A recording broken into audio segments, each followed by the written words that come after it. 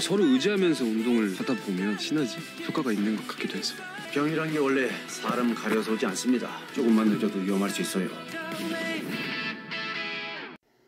트라이 4화에서는 교감과 교장의 교육 철학이 대립을 하게 됩니다. 내용은 이렇습니다. 운동장에서 육상부의 연습을 지켜보는 교장과 주가람. 교장이 얘기합니다. 저 중에 졸업하고 선수로 뛸 수 있는 학생이 몇이나 있을까?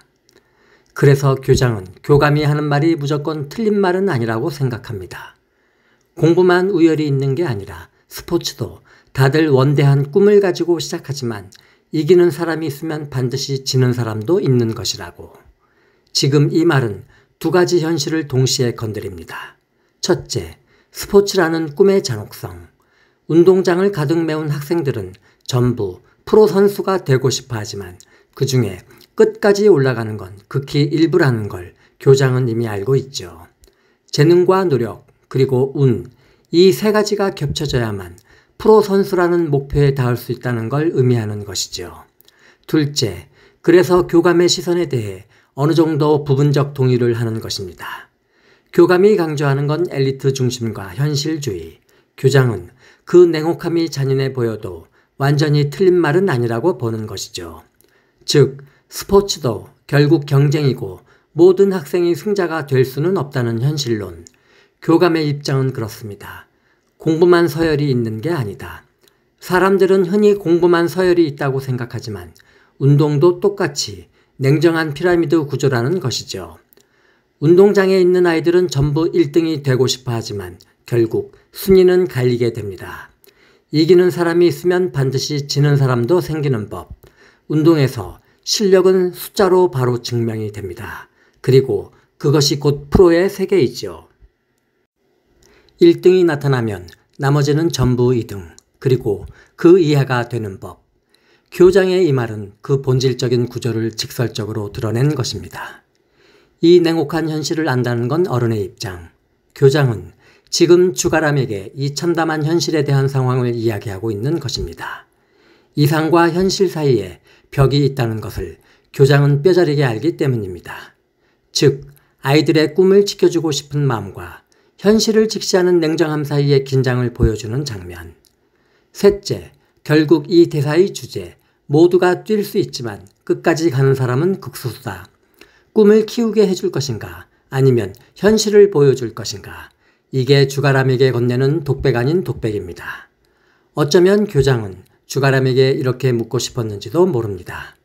이 아이들 끝까지 책임질 수 있겠니? 아니면 언젠가 무너질 꿈을 보게 할 거니?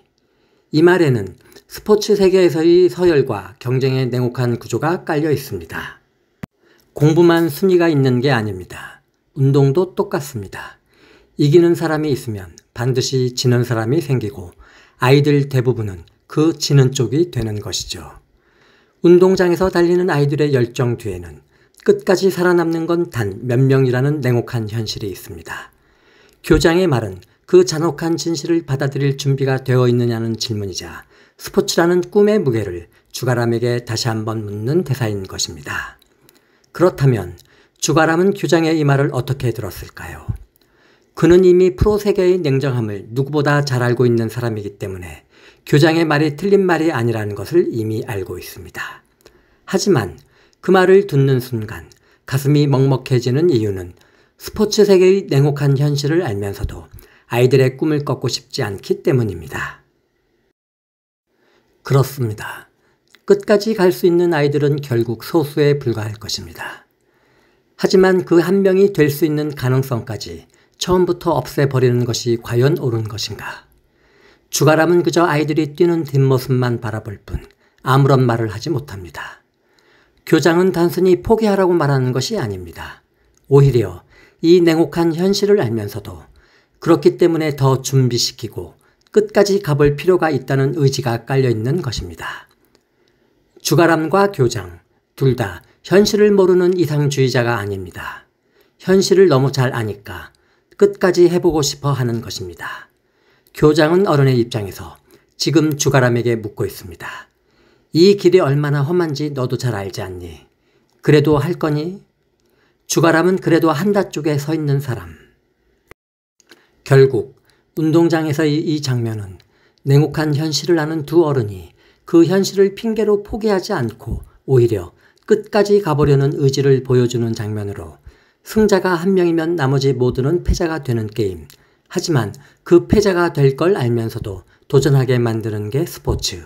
그 길의 잔혹함을 알기 때문에 단 한 명만이라도 끝까지 가는 아이가 생기도록 길을 열어주겠다는 심리가 깔려 있습니다.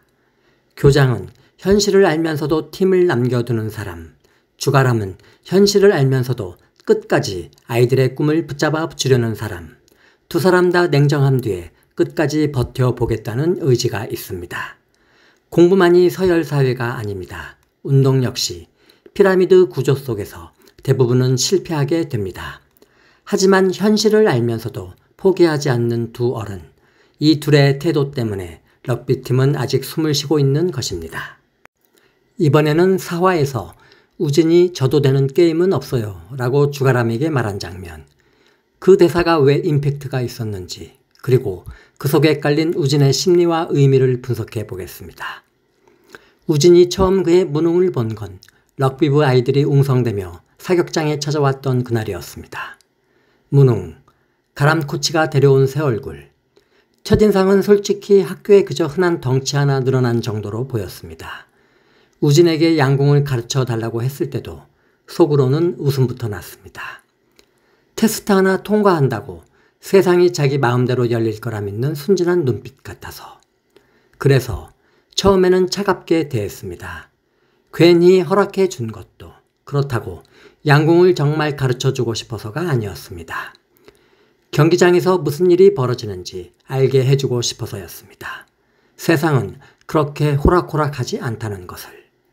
그런데 화를 진 그의 손을 본 순간 우진의 생각이 흔들렸습니다. 손등은 남루했습니다. 굳은 살이 갈라져 있고 상처 자국이 선명했습니다. 이제 겨우 고등학교 1학년생의 손등에는 화상인지 칼자국인지 몇 겹이나 껴안은 세월이 그대로 찍혀 있었습니다. 운동선수로 살면서 이겨야만 버틸 수 있었던 우진의 손등과 닮아 있었습니다. 우진은 문득 예전 과거의 일을 떠올리게 되었습니다. 그녀도 처음 이 길에 들어왔을 때 아무것도 가진 게 없었습니다. 사격부가 좋아서 시작한 것도 아니었습니다. 살아남기 위해 매달린 것이었습니다. 밤마다 손에 피가 맺히도록 방아쇠를 당기며 해온 연습, 손목이 망가질 때까지 총을 들어 올렸던 그 숱한 시간들, 어린 나이에 혼자 합숙소에서 울음을 삼켰던 날들, 그리고 감독의 잊을 수 없는 편애. 같은 시간에 같은 거리에서 설현, 부교육감에 따른 늘 조금 더 좋은 총을 받았습니다. 한 발이라도 더 멀리, 더 안전한 자리에 설현이 있었고 그녀는 늘 그 그림자였습니다. 우진에게 남은 건 불안과 긴장, 그리고 지면 끝이라는 공포뿐이었습니다. 그래서 져도 되는 게임 같은 건 없다는 건 그녀의 몸에 새겨진 신념과도 같은 것이었습니다. 단 한 번의 패배가 그녀를 아무것도 아닌 아이로 만들어 버릴 수도 있다는 걸 이미 그녀는 알고 있었으니까요. 우진은 그러한 믿음으로 지금 이 자리에까지 올라선 것입니다. 그녀의 이름이 조금씩 알려지고 그 긴 세월의 불균형을 조금씩 깎아내린 것은 바로 피나는 연습과 훈련으로 이루어낸 그녀의 실력 때문이었습니다. 문웅은 총을 쥔 채 한참 동안 숨을 고르지 못했습니다.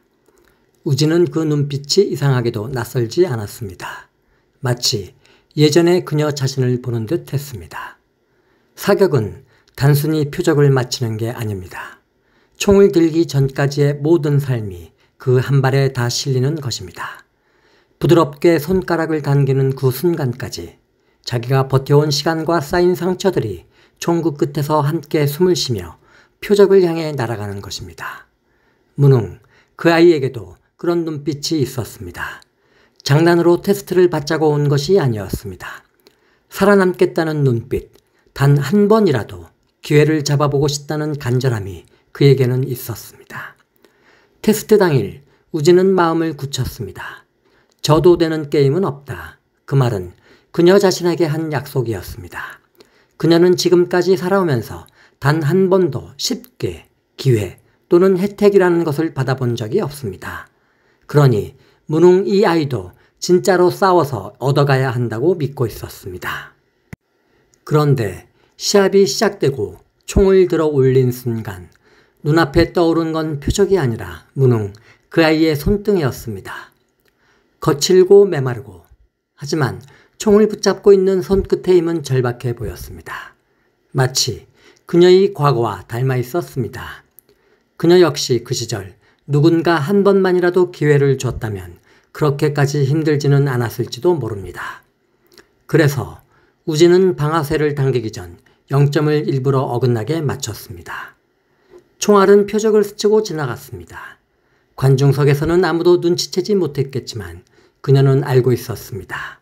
한 발, 두 발, 세 발, 이번 한 번 그녀가 받은 적 없는 기회를 문웅에게는 줄 차례라고 생각했습니다. 결과 발표 순간 문웅의 점수는 간신히 통과선에 닿았습니다.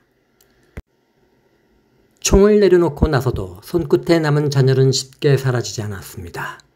문웅의 손등, 그리고 우진의 지난날의 손등. 그들은 둘 다 지기 싫어서 버티고 버텨서 지금 이 자리에 서 있게 된 것입니다. 그게 그들을 닮게 만든 유일한 이유였습니다. 그날 이후 문웅은 우진에게 단순한 럭비부 신입이 아니었습니다. 그 아이는 우진의 과거를 비추는 거울이었고 우진이 한 번도 받아보지 못했던 기회를 처음으로 그녀가 건네준 아이가 되었습니다. 이제부터는 네 몫이다. 오늘 네가 받은 이 기회를 너라면 끝까지 붙잡아라. 그렇지 않으면 두 번은 없다. 그렇게 우진은 속으로만 남긴 말을 뒤로하고 총을 내려놓았습니다. 그리고 그 순간만큼은 패배가 패배 같지 않았습니다. 누군가를 살리기 위해 져준 그날 그녀는 비로소 처음으로 이긴 사람이 되었습니다. 그리고 5화에서는 지금까지 단편적으로만 언급되었던 주가람의 과거가 본격적으로 드러날 것 같습니다. 국가대표 시절 그는 이미 몸 상태가 정상적이지 않았습니다. 근무력증, 남들은 알 수도 없는 그 병 때문에 경기 막바지에는 근육이 말을 듣지 않았습니다. 숨은 차오르고 손끝은 저려왔고 공 하나를 쥐는 것도 버거웠던 시간들이었습니다. 그때 그의 곁에 있던 사람이 바로 라이벌 모상기였습니다. 겉으로는 라이벌, 그러나 그는 누구보다도 치열하게 주가람을 의식했던 존재입니다. 경기 전날 모상기가 작은 약통을 건넸습니다. 그렇게 아프면 이 약을 먹어. 이거 안 먹으면 넌 내일 게임을 못할 거야. 선택은 내가 해라. 그 말은 유혹이 아니라 차라리 협박에 가까웠습니다. 주가람은 그 순간 단 한 번만이라도 코트에서 더 버티고 싶다는 생각에 흔들렸습니다. 그리고 결국 약을 삼켰습니다. 그 한 번의 선택이 경기 후 도핑 적발이라는 낙인이 되어 돌아올 줄은 그때의 그는 알지 못했죠. 모든 것을 잃었습니다. 국가대표라는 자격도, 사람들의 믿음도, 자신의 이름까지도. 하지만 세상은 그의 병 같은 건 묻지도 않았습니다. 변명이라는 단어 하나로 모든 걸 덮었습니다.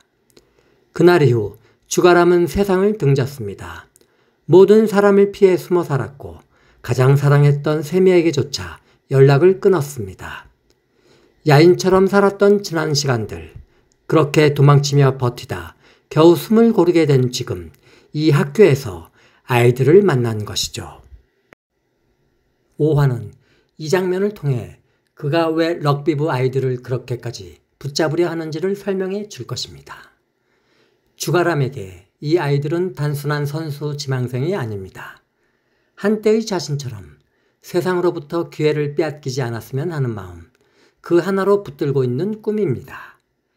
이 아이들에게 한 번만 더 기회를 줘야 한다. 그 한 문장이 5화 전체를 끌고 가는 주가람의 서사가 될 것입니다.